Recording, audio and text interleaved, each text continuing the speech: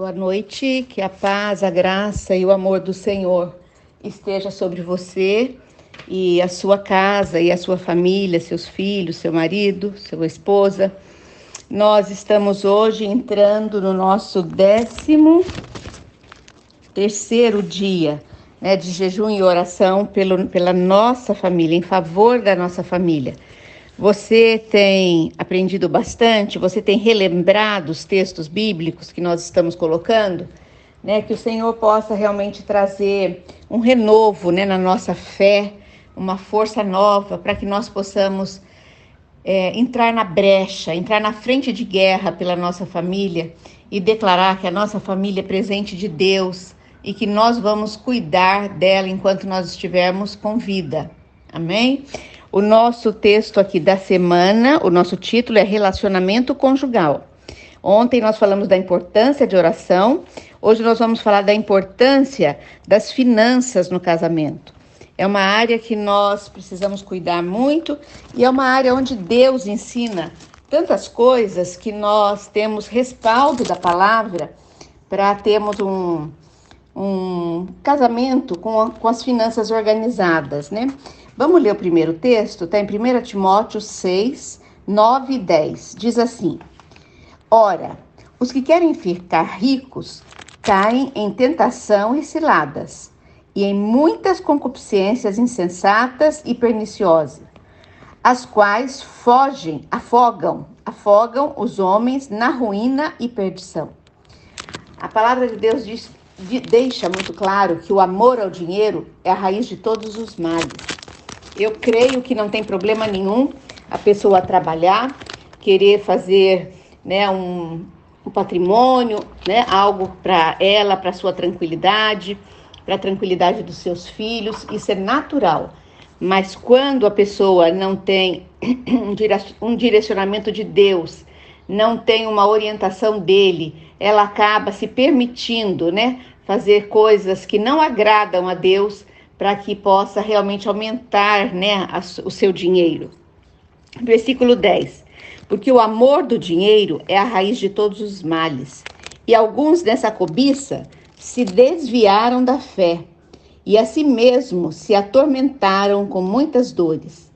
A palavra de Deus que está dizendo, que se você colocar o seu coração no dinheiro, ele vai trazer muitos males para você. E nós podemos dizer que quem coloca o dinheiro em primeiro lugar, o dinheiro se torna o seu Deus, o Deus Mamon. E o que acontece com essa pessoa? Ela vai se sentir atormentada e com muitas dores. Demonstra aqui que o Deus Mamon, Deus materialismo, é um Deus muito cruel, é um Deus que cobra caro. Se você colocar ele como Deus na sua vida, você vai pagar um preço alto. Eu vi uma vez em uma livraria um título de um livro que diz assim: Até que o dinheiro nos separe. É interessante porque essa frase, ela é uma frase que nós ouvimos nos casamentos, não é assim? No casamento é assim: até que a morte nos separe. Realmente, um dos motivos que mais provocam conflitos familiares é o dinheiro. Você sabia disso? Por isso é que nós precisamos conhecer os princípios bíblicos sobre finanças. A Bíblia fala tudo sobre finanças. A Bíblia fala muito sobre essa área, porque todas as pessoas do mundo, de uma forma ou de outra, estão envolvidas em questões financeiras. Nós não vivemos sem o dinheiro, não é verdade? Para a nossa subsistência, para o nosso alimento, para termos um teto. Mas o que acontece com o ser humano? Que a ganância leva a muitas dores, nesse sentido. Não dá para viver no século XXI sem transações financeiras, sem dinheiro.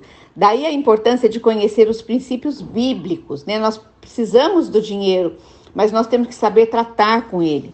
Vamos ver agora alguns princípios bíblicos sobre finanças? O primeiro texto aqui está em Lucas 14, 28. Vamos lá? Eu vou abrir aqui a minha Bíblia, Lucas 14, 28. Diz o seguinte: Pois qual de vós, pretendendo construir uma torre, não se assenta primeiro para calcular a despesa e verificar se tem os meios para concluir? Olha o que a palavra de Deus está te ensinando.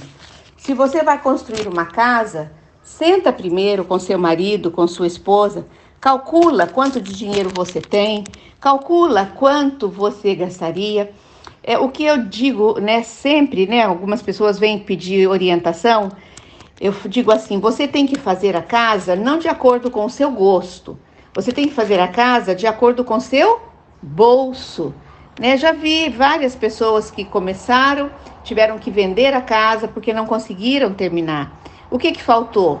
Faltou sentar e calcular. Né? A quantidade que eu tenho dá para isso, então é isso que eu vou fazer.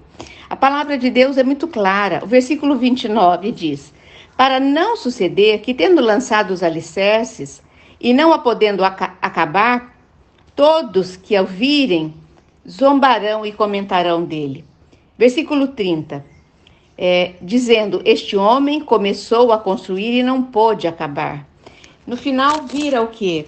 Comentário, né? Por quê? Porque aquela pessoa, ela não fez os cálculos antes de começar a trabalhar. Outro princípio aqui sobre finanças está no livro de Malaquias. Malaquias 3:10.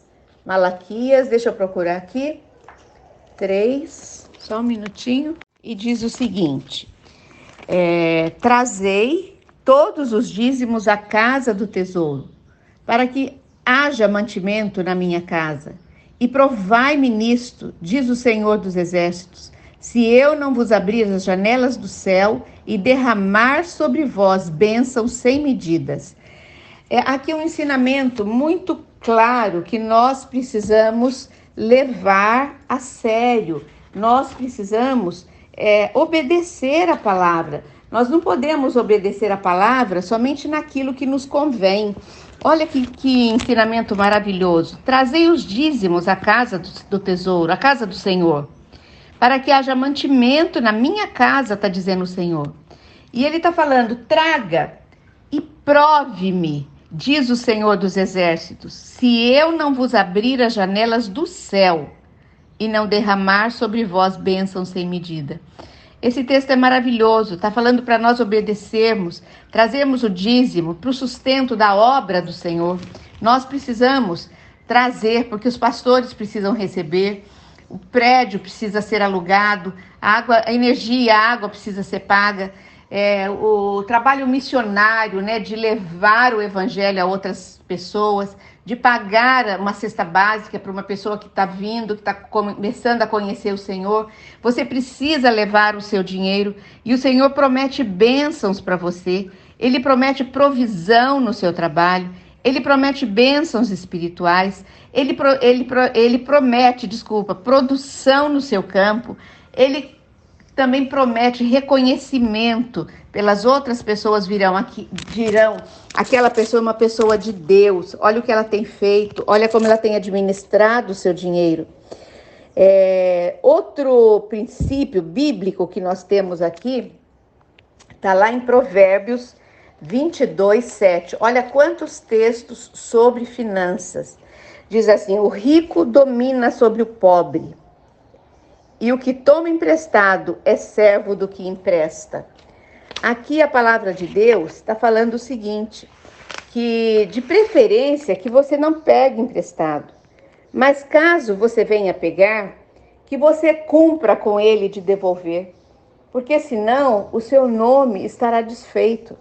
Né? Então está dizendo, se necessário, se for muito necessário, pegue, mas pague, cumpra, né?